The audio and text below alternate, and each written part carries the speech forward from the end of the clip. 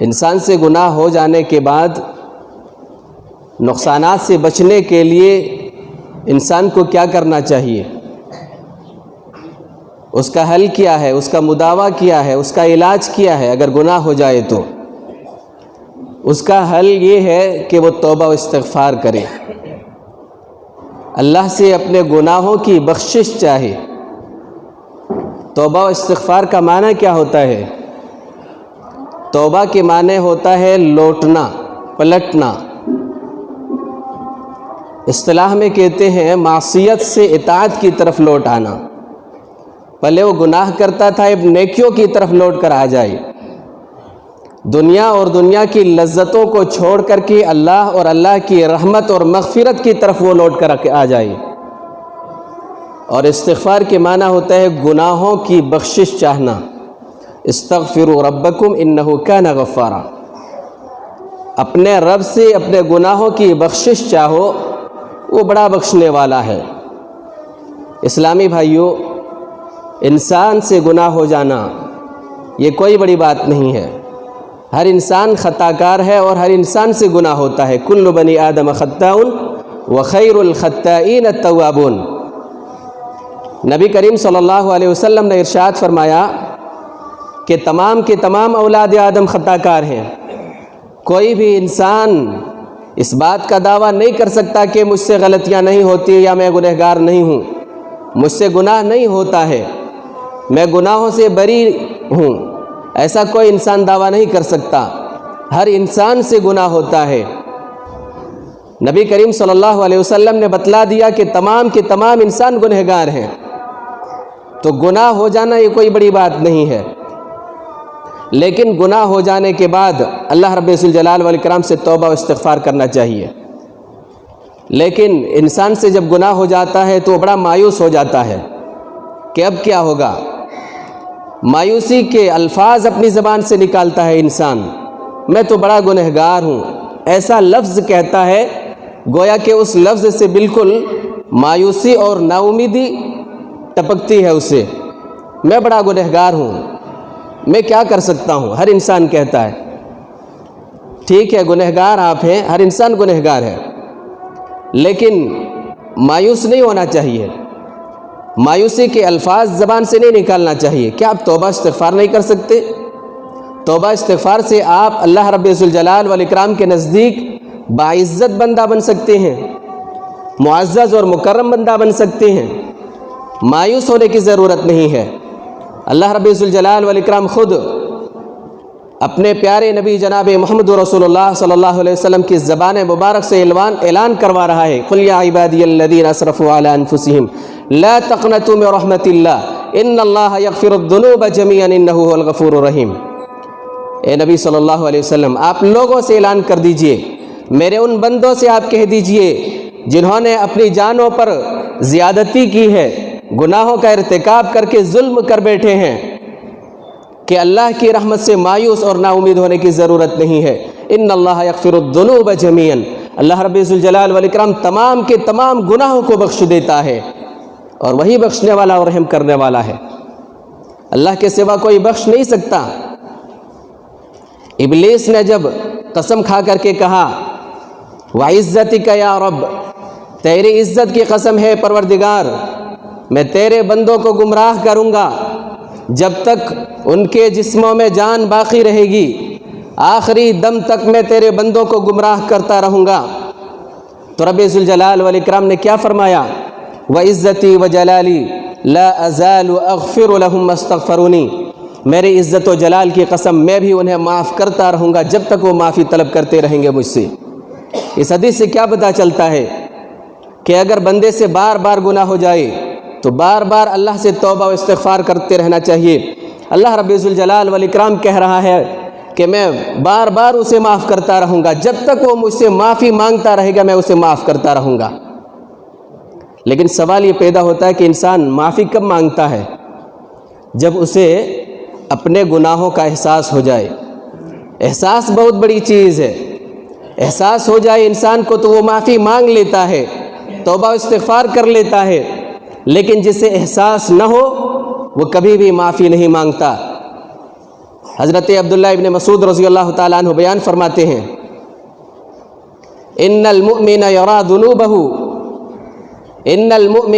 ذنوبہ کأنہ قاعد تحت جبل یخاف ان یقع علیہ وان الفاجر یرا ذنوبہ کذباب مر علی انفہ فقال بہ ہکذا۔ ایک مومن گناہ کو بہت بڑا تصور کرتا ہے، بہت بڑا سمجھتا ہے، چھوٹا گناہ بھی ہو جائے اس سے تو بہت بڑا سمجھتا ہے، اپنے گناہوں کو یوں محسوس کرتا ہے جیسے کہ وہ کسی پہاڑ کے نیچے بیٹھا ہوا ہو، اسے یہ ڈر لگا ہوا ہو کہ یہ پہاڑ مجھ پر گر پڑے گا اور میں ہلاک ہو جاؤں گا۔ جبکہ ایک گنہگار، ایک فاجر گناہوں کو کچھ نہیں سمجھتا ہے، گناہوں کو مکھی سے بھی زیادہ ہلکا اور معمولی سمجھتا ہے، ایسے سمجھتا ہے گناہوں کو جیسے کوئی مکھی اڑتے اڑتے اس کی ناک پر آ کر کے بیٹھی اور اس نے ہاتھ کا اشارہ کیا اور وہ مکھی اڑ کر چلی گئی، معمولی سمجھتا ہے۔ اس حدیث کو سامنے رکھیں ذرا اور غور کریں کہ ہم اور آپ روزانہ کتنی دفعہ گناہ کبیرہ کا ارتکاب کرتے ہیں۔ کیا ہمیں احساس ہوتا ہے؟ کیا گناہ کبیرہ ہو جانے کے بعد ہمیں احساس ہوتا ہے؟ احساس کسے ہوتا ہے؟ ایک مومن کو۔ فاجر و فاسق کو کبھی احساس نہیں ہوتا، معمولی سمجھتا ہے۔ احساس بہت بڑی چیز ہے۔ گناہ کبیرہ کا کتنی دفعہ ہم ارتکاب کرتے ہیں، کیا ہمیں اور آپ کو احساس ہوتا ہے؟ گناہ صغیرہ کا میں نے یہاں اس لیے تذکرہ نہیں کیا کیونکہ گناہ صغیرہ، چھوٹے چھوٹے گناہوں کو اللہ رب ذوالجلال والاکرام، بندہ جب نیکی کا کام کرتا ہے، وضو کرتا ہے، نماز پڑھتا ہے تو یوں ہی اللہ رب العزت معاف فرما دیتا ہے، توبہ استغفار کی بھی ضرورت نہیں پڑتی۔ تو جو لوگ وضو نہیں کرتے، نماز نہیں پڑھتے، نیکیاں نہیں کرتے، ان کے گناہ خود بخود معاف نہیں ہوتے، ان کے چھوٹے چھوٹے گناہ بھی پہاڑ کے مانند ہو جاتے ہیں۔ تو جو لوگ نماز نہیں پڑھتے، وضو نہیں کرتے، نیکیاں نہیں کرتے، تو ان کے گناہ بھی خود بخود معاف نہیں ہوتے اور نہ ہی وہ توبہ و استغفار کرتے ہیں جس کی وجہ سے بڑے گناہ معاف ہوں۔ یعنی چھوٹے گناہ پلس بڑے گناہ اس کی ہلاکت اور بربادی کے لیے کافی ہے۔ لیکن اس کے برعکس جو لوگ نیکیاں کرتے ہیں، ان الحسنات یذھبن السیئات، نیکیاں گناہوں کو ختم کر دیتی ہے۔ جب انسان نماز پڑھتا ہے، وضو کرتا ہے، تو اس کے گناہ خود بخود بھی معاف ہو جاتے ہیں، اس کے گناہ خود بخود معاف ہو جاتے ہیں۔ اور جب ایک بندہ نماز پڑھتا ہے، ایک نمازی نماز پڑھتا ہے، تو بڑے گناہوں سے بھی وہ توبہ استغفار کرتا ہے۔ دونوں سجدوں کے درمیان ایک نمازی کیا دعا پڑھتا ہے؟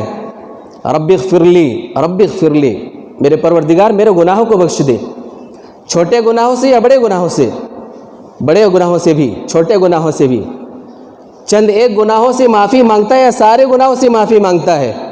رب اغفر لی، میرے پروردگار میرے گناہوں کو بخش دے، سارے گناہوں سے معافی مانگتا ہے، ظاہر سی بات ہے۔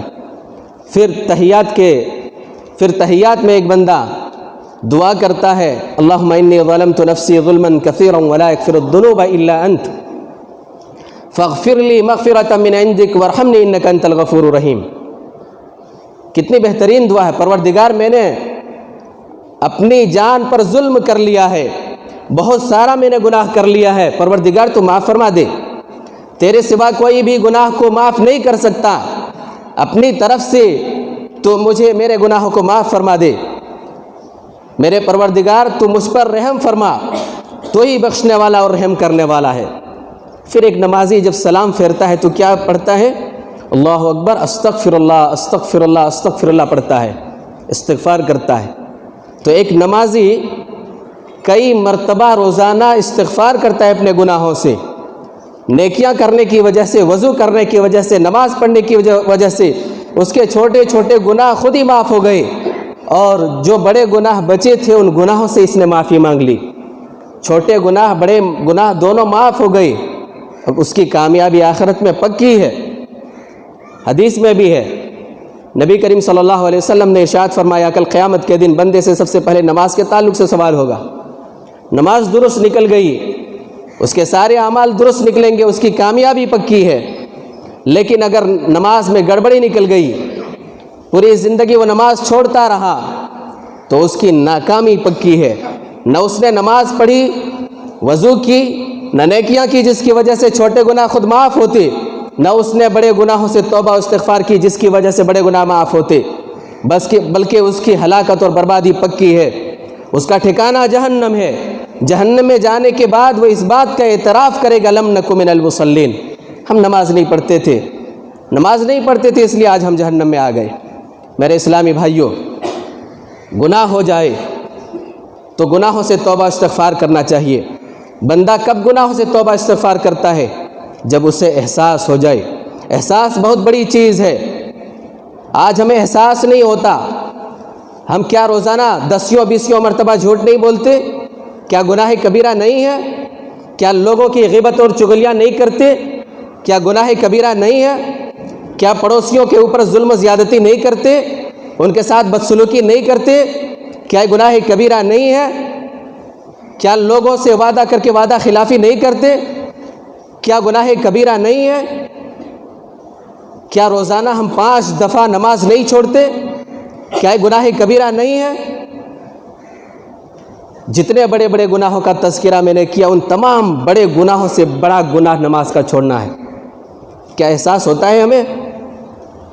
کیا ہمیں احساس ہوتا ہے کہ ہم کوئی گناہ کا کام کر رہے ہیں؟ جس بستی میں 1000-2000 لوگ رہتے وہ چند لوگ نمازی ملے، بقیہ لوگوں کا احساس کہاں گیا؟ بقیہ لوگوں کا احساس مر چکا ہے۔ احساس ہوتا تو اپنے گناہوں سے وہ معافی مانگتا۔ احساس بہت بڑی چیز ہے۔ احساس ہوتا تو وہ اللہ کی طرف رجوع کرتا، نماز کے لیے آتا۔ نماز ہی نہیں پڑھتے، اسے احساس نہیں ہے کہ کتنا بڑا جرم میں کر رہا ہوں، احساس ہی نہیں ہوتا۔ نبی کریم صلی اللہ علیہ وسلم کے زمانے میں کسی صحابی سے اگر بڑے گناہ کا ارتکاب ہو جاتا، کس قدر وہ بے چین ہو جاتا، کس قدر وہ پریشان ہو جاتا، کس قدر اس گناہ کا بوجھ اپنے اوپر محسوس کرتا۔ صحیح مسلم کی اس روایت سے آپ اندازہ لگا سکتے ہیں۔ ایک عورت نبی کریم صلی اللہ علیہ وسلم کی خدمت میں حاضر ہوئی، اللہ کے رسول صلی اللہ علیہ وسلم، مجھ سے گناہ ہو گیا ہے، بڑا گناہ ہو گیا ہے، میں نے زنا کر لیا ہے، زنا کی وجہ سے میں حاملہ ہو گئی ہوں۔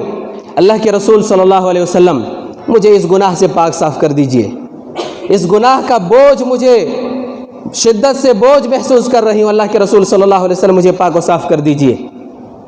حالانکہ اس عورت کو معلوم تھا کہ اگر یہ کیس اگر میں نبی کریم صلی اللہ علیہ وسلم کی عدالت میں لے کر کے گئی تو میری سزائے موت ہوگی، کیونکہ شادی شدہ مرد یا عورت اگر زنا کر لے تو اس کی سزائے موت ہے۔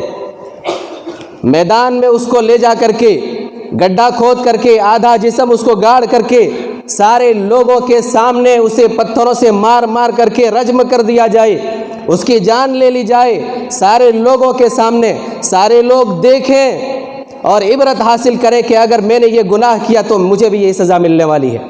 اس عورت کو معلوم تھا اگر میں نبی کریم صلی اللہ علیہ وسلم کی عدالت میں یہ کیس لے کر کے گئی تو میری سزائے موت ہے۔ پھر بھی وہ گئی، نبی کریم صلی اللہ علیہ وسلم سے درخواست کی، مجھے گناہ سے پاک صاف کر دیجئے، مجھے اسی دنیا میں سزا دے دیجئے، مجھے اسی دنیا کی سزا منظور ہے، آخرت کی سزا منظور نہیں، آخرت کی سزا بہت سخت ہے۔ اے اللہ کے رسول صلی اللہ علیہ وسلم، مجھے پاک و صاف کر دیجئے تاکہ جب میں مروں، مرنے کے فوراً بعد مجھے جنت مل جائے۔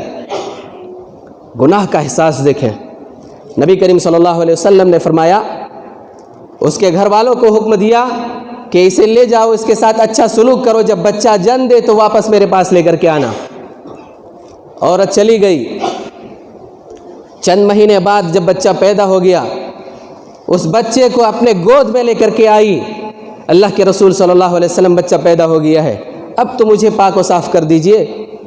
نبی کریم صلی اللہ علیہ وسلم نے فرمایا کہ جاؤ، بچہ ابھی چھوٹا ہے، جاؤ اسے دودھ پلاؤ، جب کچھ کھانے پینے لگ جائے، اناج کھانے لگ جائے تو واپس آنا۔ واپس گئی، چند مہینے بعد واپس پھر پلٹ کر آئی۔ اے اللہ کے رسول صلی اللہ علیہ وسلم، آپ دیکھیں میرے بچے کے ہاتھ میں روٹی کا ٹکڑا ہے، اناج کھانے لگ گیا ہے، اللہ کے رسول صلی اللہ علیہ وسلم مجھے پاک و صاف کر دیجئے۔ کس قدر بے چین اور بے تاب ہے اللہ کو خوش کرنے کے لیے، اللہ کے رسول صلی اللہ علیہ وسلم مجھے پاک و صاف کر دیجئے۔ نبی کریم صلی اللہ علیہ وسلم نے اس عورت کو رجم کرنے کا حکم دیا۔ مجمع عام میں لے جا کر کے اس عورت کو رجم کر دیا گیا، پتھروں سے مار کر کے سنسار کر دیا گیا، جان لے لی گئی۔ نبی کریم صلی اللہ علیہ وسلم نے اس عورت کی نماز جنازہ پڑھائی۔ حضرت عمر بن خطاب رضی اللہ تعالیٰ عنہ آ گئے، اے اللہ کے رسول صلی اللہ علیہ وسلم، آپ نے اس عورت کی نماز جنازہ کیوں پڑھائی؟ اس عورت نے زنا کا ارتکاب کیا تھا، زانیہ تھی، اس بدکاری کا ارتکاب کیا تھا، آپ نے نماز جنازہ کیوں پڑھائی؟ نبی کریم صلی اللہ علیہ وسلم نے ارشاد فرمایا لقد تابت توبۃ لو قسمت بین 70 من اہل المدینہ لوسعتہم۔ اے عمر، اس عورت نے اتنی بہترین توبہ کی ہے کہ اگر مدینے کے 70 لوگوں میں اگر اس کی توبہ تقسیم کر دی جائے تو ان 70 لوگوں کی مغفرت ہو جائے۔ اس سے بہترین توبہ اور کیا ہو سکتی ہے کہ اللہ کو راضی کرنے کے لیے اس نے اپنی جان قربان کر دی۔ اس طرح کے اور بھی کئی ایک واقعات ملتے ہیں نبی کریم صلی اللہ علیہ وسلم کے زمانے کے۔ ان تمام واقعات سے کیا پتہ چلتا ہے؟ اگر کسی سے بڑا گناہ کام ہو جاتا، اگر کسی سے بڑا گناہ کا ارتکاب ہو جاتا تو کس قدر وہ بے چین ہو جاتا، کس قدر اللہ کو خوش کرنے کے لیے بےتاب ہو جاتا۔ ہمیں اور آپ کو بھی اللہ کو خوش کرنا چاہیے۔ ہم اور آپ سے پتہ نہیں کتنی دفعہ روزانہ گناہ کبیرہ کا ارتکاب ہوتا ہے، کتنی دفعہ ہم گناہ کبیرہ کا ارتکاب کرتے ہیں، ہمیں احساس بھی نہیں ہوتا۔ ہمیں اللہ رب ذوالجلال والاکرام سے لو لگانا چاہیے، توبہ استغفار کرتے رہنا چاہیے، اور یہی اللہ رب ذوالجلال والاکرام کو مطلوب ہے۔ وَتُوبُوا إِلَى اللَّهِ جَمِيعًا أَيُّهَا الْمُؤْمِنُونَ لَعَلَّكُمْ تُفْلِحُونَ۔ اے مومنو، تم سب کے سب اللہ کی جناب میں توبہ کرو تاکہ تم کامیاب ہو جاؤ۔ کامیابی چاہتے ہو تو توبہ استغفار کرو۔ اللہ رب ذوالجلال والاکرام کس قدر غفور و رحیم ہے کہ وہ اپنے بندوں کو، گنہگار بندوں کو بلاتا ہے کہ آؤ میں تمہارے گناہ کو معاف کرتا ہوں۔ وَمَن يَعْمَلْ سُوءًا أَوْ يَظْلِمْ نَفْسَهُ ثُمَّ يَسْتَغْفِرِ اللَّهَ يَجِدِ اللَّهَ غَفُورًا رَحِيمًا۔ اگر کوئی شخص گناہ کر لے، کوئی شخص برائی کر بیٹھے، اپنی جان پر ظلم کر بیٹھے گناہ کا ارتکاب کر کے، اور پھر اگر وہ اللہ سے توبہ و استغفار کر لے تو وہ اللہ تعالیٰ کو بڑا بخشنے والا اور رحم کرنے والا پائے گا۔ ایک حدیث قدسی میں رب ذوالجلال والاکرام فرماتا ہے اے ابن آدم، اگر تو مجھے پکارتا رہے، تیری ساری امیدیں مجھ سے وابستہ رہے، اور تو خواہ تیرے جتنے بھی گناہ ہوں، جو بھی تم سے گناہ سرزد ہوا، وہ سارے گناہوں کو میں معاف کرتا رہوں گا اور میں کوئی پرواہ نہیں کروں گا۔ اے ابن آدم، اگر تیرے گناہ زمین سے لے کر کے آسمان تک پہنچ جائے، یعنی زمین اور آسمان کے درمیان جو خلا ہے، یہ جو خالی جگہ ہے، اس خالی جگہ کو اگر تم گناہوں سے بھر دو اور اگر تم مجھ سے معافی طلب کر لو، میں تمہارے گناہوں کو بخش دوں گا اور میں کوئی پرواہ نہیں کروں گا۔ اے ابن آدم، اگر تو زمین کے برابر میرے پاس گناہ لے کر کے آئے اور اس حال میں آئے کہ تو میرے ساتھ کسی کو شریک نہیں ٹھہراتا تھا، تو میں زمین کے برابر میں تمہارے پاس مغفرت لے کر کے آؤں گا۔ اللہ اکبر، کس قدر غفور و رحیم ہے۔ ایک انسان گناہ کرے، زمین سے لے کر کے آسمان تک پہنچا دے گناہوں کو، پوری اس زمین، پوری اس خلا کو گناہوں سے بھر دے، زمین و آسمان کے درمیان جو خالی جگہ ہے گناہوں سے بھر دے، مشرق سے لے کر کے مغرب تک، شمال سے لے کر کے جنوب تک، پوری کائنات کو، پوری دنیا کو گناہوں سے بھر دے اور اللہ سے معافی طلب کر لے تو اللہ رب ذوالجلال والاکرام کہتا کہ میں معاف کر دوں گا۔ کس قدر غفور و رحیم ہے۔ لیکن شرط یہ کہ اس نے شرک نہ کیا ہو۔ اس سے پتہ چلتا ہے کہ شرک کتنا بڑا گناہ ہے۔ اگر کوئی شخص زمین و آسمان کے درمیان کی جگہ میں جو خالی جگہ ہے نیکیوں سے بھر دے، مشرق سے لے کر کے مغرب تک پوری زمین کو نیکیوں سے بھر دے، اور اگر شرک کر لے تو ساری نیکیاں ضائع ہو جائیں گے، کتنا بڑا گناہ ہے شرک میرے اسلامی بھائیوں۔ تو اللہ رب ذوالجلال والاکرام بڑا رحیم و کریم ہے۔ بسا اوقات بندہ صرف سچی توبہ کی نیت کرتا ہے تو صرف اسی نیت کی بنا پر اللہ رب ذوالجلال والاکرام معاف فرما دیتا ہے۔ نبی کریم صلی اللہ علیہ وسلم نے ارشاد فرمایا، ایک 100 لوگوں کا قاتل تھا، آپ نے سنا ہوگا، اس کے دل میں سچی توبہ کی نیت اور تڑپ پیدا ہوئی۔ 100 لوگوں کا قاتل انسان، کتنا بڑا جرم کیا تھا اس نے، کتنے سارے گناہ کیے تھے اس نے، پھر اس کے دل میں سچی توبہ کی نیت پیدا ہوئی، گنہگار لوگوں کی بستی کو چھوڑ کر نیک لوگوں کی بستی کی طرف روانہ ہو گیا کہ نیک لوگوں کی بستی میں جا کر کے میں سچی توبہ کر کے آنے والی زندگی اچھی گزاروں گا، آخرت کی تیاری کر لوں گا، اللہ کو راضی کر لوں گا۔ ابھی گنہگار کی بستی چھوڑ کر کے نیک لوگوں کی بستی کی طرف جا ہی رہا تھا، درمیان میں آدھے راستے میں اس کی موت کا وقت قریب آ گیا، اس کی موت کا وقت آ گیا، عذاب کے بھی فرشتے آئے، اس کی روح ہم قبض کریں گے۔ اس نے پوری زندگی کوئی بھی نیک عمل نہیں کیا، گناہ ہی گناہ کیا، لوگوں کا 100 لوگوں کا قاتل ہے، اس کی روح ہم قبض کریں گے۔ رحمت کے فرشتے آئے، اللہ کی طرف متوجہ تھا، خالص توبہ کے لیے جا رہا تھا، اس کی روح ہم قبض کریں گے۔ ایک تیسرا فرشتہ انسانی شکل میں آیا، فیصلہ کیا کہ دونوں بستیوں کو ناپ لیا جائے، گنہگاروں کی بستی، نیک لوگوں کی بستی۔ جس بستی کو چھوڑا تھا وہ قریب ہے، یا جس بستی کا ارادہ کیا تھا نیک لوگوں کی بستی وہ قریب ہے، ناپ لیا جائے۔ جس بستی قریب ہوئی، جو بستی قریب ہوئی، اگر نیک لوگوں کی بستی قریب ہوئی تو رحمت کے فرشتے اس کی روح لے کر کے جائیں، اگر گنہگاروں کی بستی قریب ہوئی تو عذاب کے فرشتے اس کی روح قبض کریں۔ دونوں بستی ناپی گئی۔ صحیح مسلم کی روایت ہے، اللہ رب ذوالجلال والاکرام نے نیک لوگوں کی بستی کو سمیٹ کر کے قریب کر دیا، گنہگاروں کی بستی کو دور کر دیا، رحمت کے فرشتوں نے اس کی روح قبض کر لی۔ نہ صرف سچی توبہ کی نیت کرنے پر اللہ تعالیٰ معاف کرتا ہے، بلکہ ایک طرف بندہ اپنے گناہوں کو دیکھ لے، دوسری طرف اس کے دل میں اللہ کے عذاب کا خوف پیدا ہو جائے تو محض اسی بات پر اللہ رب ذوالجلال والاکرام معاف فرما دیتا ہے۔ کتنا بڑا رحیم و کریم ہے، کتنا بڑا بخشنے والا ہے۔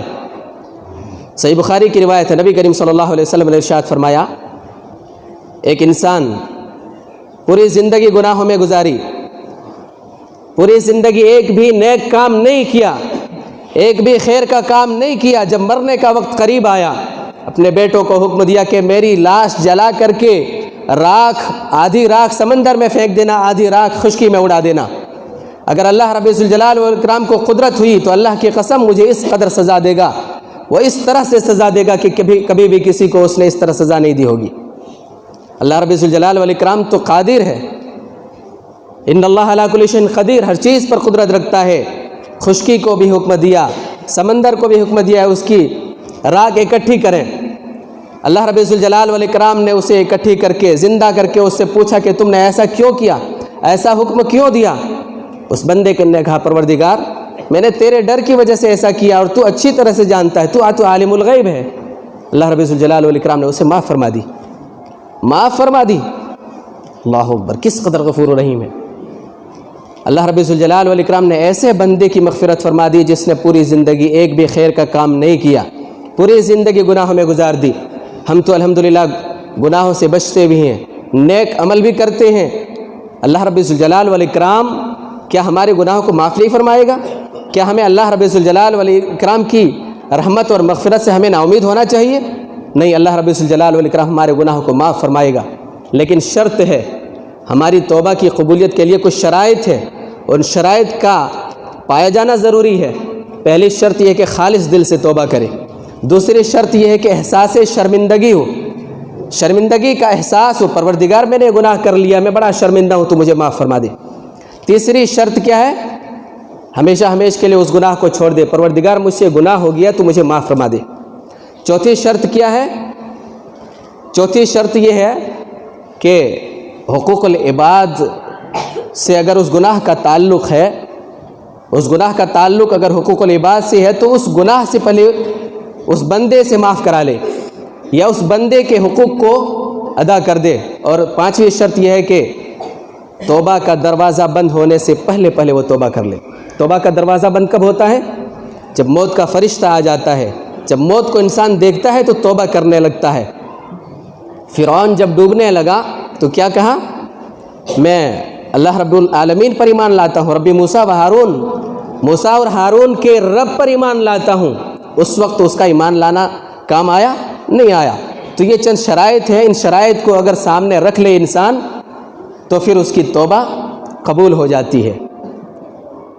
اب اگر کوئی توبہ استغفار کرتا ہے تو اس کے کیا فوائد ہیں؟ سب سے پہلا فائدہ یہ ہے کہ اللہ رب ذوالجلال والاکرام اس کا دل پاک و صاف کر دیتا ہے۔ گناہ کرتا ہے انسان تو اس کا دل زنگ آلود ہو جاتا ہے، اس کے دل پر زنگ لگ جاتا ہے، پورا دل سیاہ ہو جاتا ہے۔ لیکن جب توبہ و استغفار کر لیتا ہے تو اللہ رب ذوالجلال والاکرام اس کے دل کو دھو دیتا ہے، دوسرا فائدہ کیا ہے؟ دوسرا فائدہ یہ ہے کہ اس گنہگار بندے کے گناہوں کو اللہ رب العزت نیکیوں میں تبدیل کر دیتا ہے۔ ایک انسان پوری زندگی گناہ کرتا رہے، مرنے سے پہلے توبہ استغفار کر لے، تو اس نے جو پوری زندگی گناہوں میں گزاری تھی ان تمام گناہوں کو اللہ رب الجلال والاکرام نہ صرف معاف فرمائے گا، معاف کرنے کے ساتھ ساتھ نیکیوں میں تبدیل کر دیتا ہے۔ اللہ اکبر، کتنا بڑا غفور و رحیم ہے۔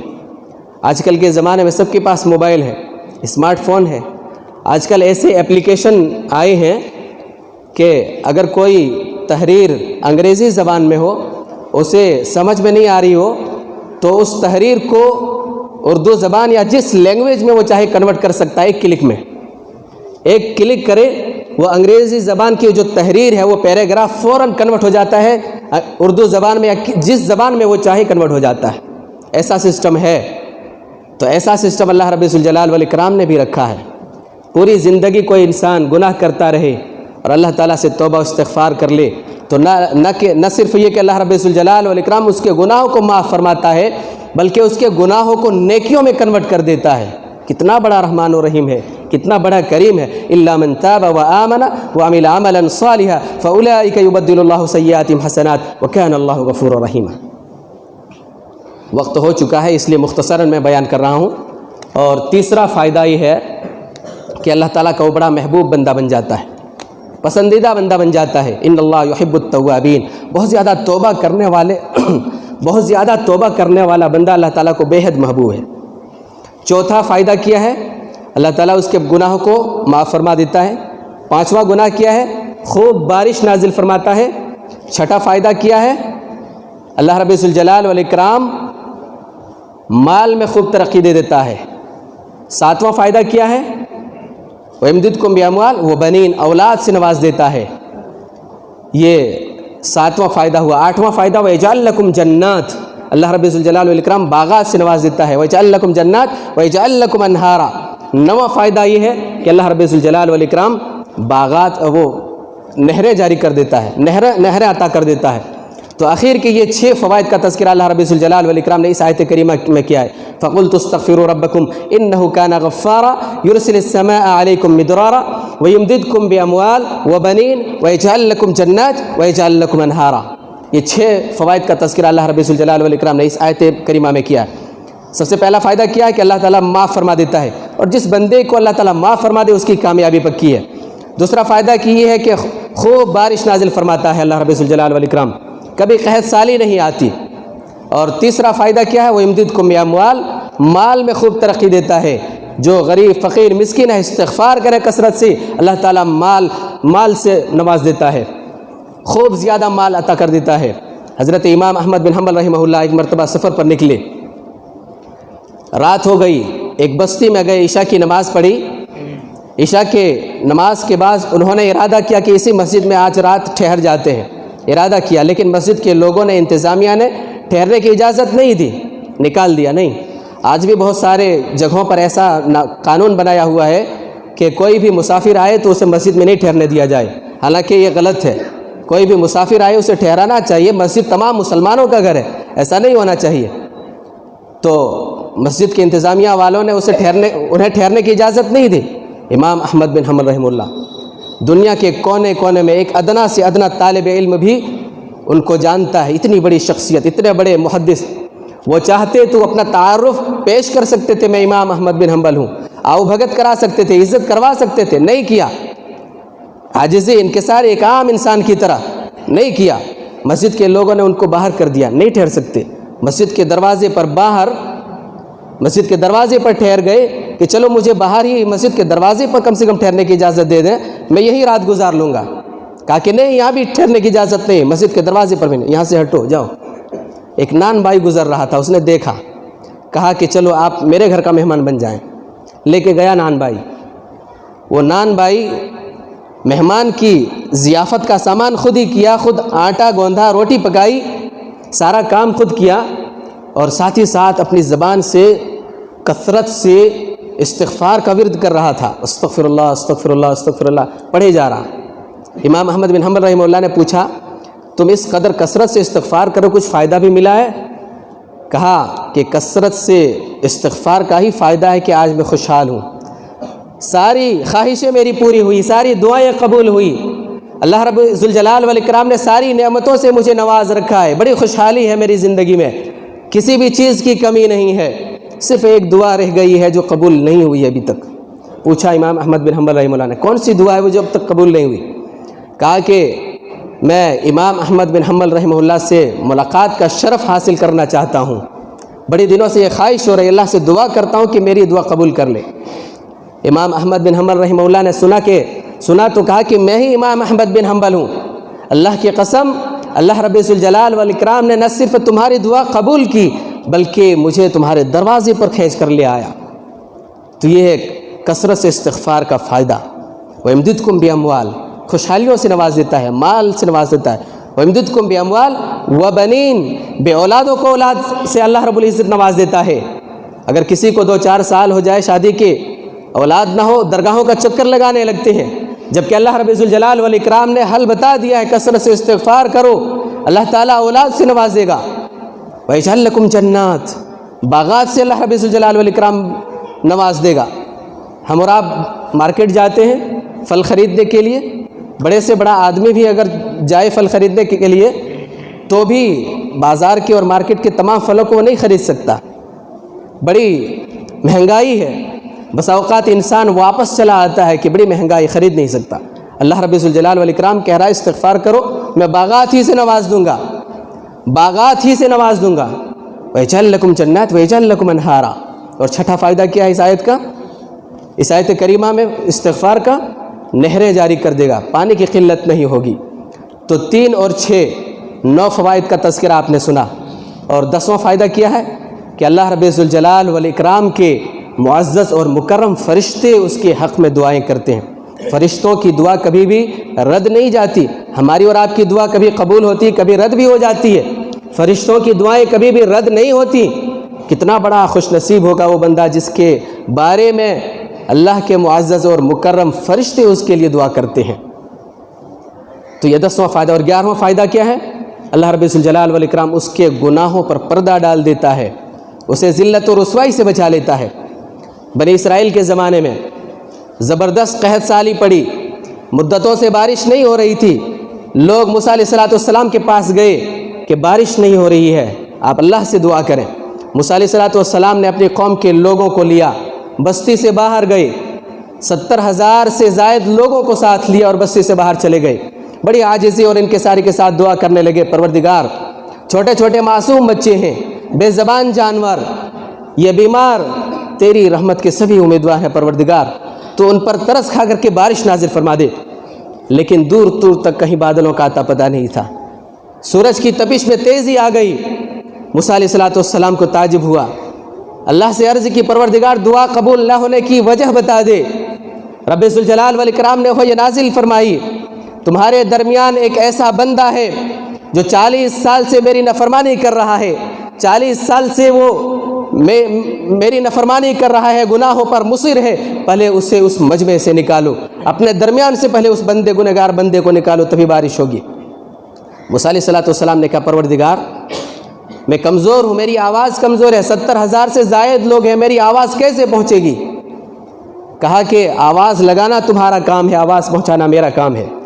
آواز لگائی موسیٰ علیہ السلام نے، اے رب کے گنہگار اور نافرمان بندے، ہمارے درمیان سے تو نکل جا، صرف تیری کالے کرتوتوں کی وجہ سے بارش رکی ہوئی ہے، صرف تیرے کالے کرتوتوں کی وجہ سے بارش نازل نہیں ہو رہی ہے، تو ہمارے درمیان سے نکل جا۔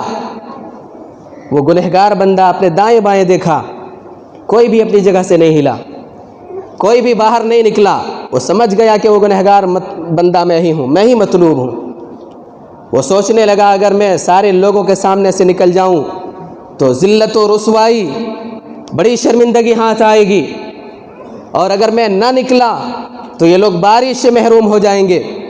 اپنی چادر میں اپنا چہرہ چھپا لیا اور عرض کرنے لگا پروردگار میں 40 سال سے میں تیری نافرمانی کرتا آ رہا، تو مجھے مہلت دیتا رہا، میں تیرا فرما بردار بندہ بن کر کے آیا ہوں، پروردگار تو میری توبہ قبول کر لے، تو مجھے معاف فرما دے، اور تو مجھے آج کی ذلت و رسوائی سے بچا لے۔ پروردگار نے فوراً توبہ قبول کر لی اور فوراً بارش نازل ہونے لگی۔ موسیٰ علیہ السلام کو تعجب ہوا کہ ابھی وہ بندہ ہمارے درمیان سے نکلا بھی نہیں اور بارش ہو رہی ہے، پروردگار کیا معاملہ ہے؟ کہا جس کی وجہ سے بارش رکی ہوئی تھی اسی کی وجہ سے بارش ہونے لگی۔ موسیٰ علیہ السلام نے کہا پروردگار وہ بندہ کون ہے، ذرا مجھے اس سے ملا دے تاکہ میں دیکھ لوں۔ کہا کہ جب وہ میرا نافرمان بندہ تھا، گنہگار بندہ تھا، تب میں نے اسے ذلیل و رسوا نہیں کیا، تب میں نے اسے کسی کے سامنے اس کے گناہوں کو نہیں ظاہر کیا کہ یہ میرا گنہگار بندہ ہے، اب تو میرا فرمانبردار بندہ بن گیا، اس نے توبہ کر لی، اب میں اس کو کیسے ذلیل و رسوا کروں؟ تو یہ 11واں فائدہ ہے، اللہ رب الجلال والاکرام توبہ استغفار کرتا ہے تو اس کے گناہوں پر پردہ ڈال دیتا ہے، اسے ذلت و رسوائی سے بچا لیتا ہے۔ اور 12واں فائدہ ہے، اللہ رب الجلال والاکرام جو جب تک بندہ توبہ استغفار کرتا رہتا ہے اس پر عذاب نازل نہیں کرتا۔ وما كان اللہ معذبهم وهم يستغفرون، اللہ ایسا ہے ہی نہیں کہ بندہ استغفار کرے اور اس پر عذاب نازل ہو، ایسا نہیں ہو سکتا۔ آج اگر ہم چاروں طرف سے اگر مسلمانوں پر پریشانیاں آ رہی ہیں، آج مسلمان طرح طرح کے عذاب کے شکار ہیں، مسلمانوں کے اوپر مصیبتیں جو ٹوٹ پڑی ہیں، مسلمانوں کے اوپر جو ظالم حکمران مسلط ہے، مسلمانوں کے خلاف جو طرح طرح کے قانون بنائے جا رہے ہیں، یہ صرف ہمارے توبہ و استغفار سے دوری کا نتیجہ ہے۔ یہ 12واں فائدہ ہے کہ جب بندہ استغفار کرتا ہے تو اس پر عذاب نازل نہیں کرتا ہے۔ اس کے علاوہ اور بھی بہت سارے فوائد ہیں، بس انہی چند فوائد پر میں اکتفا کرتا ہوں۔ اللہ رب الجلال والاکرام سے دعا کرتا ہوں کہ پروردگار تو ہمارے گناہوں کو معاف فرما دے، ہمیں توبہ و استغفار کی توفیق عطا فرما۔ رب الجلال والاکرام ہم میں سے جو پریشان حال ہے ان کی پریشانیوں کو دور فرما۔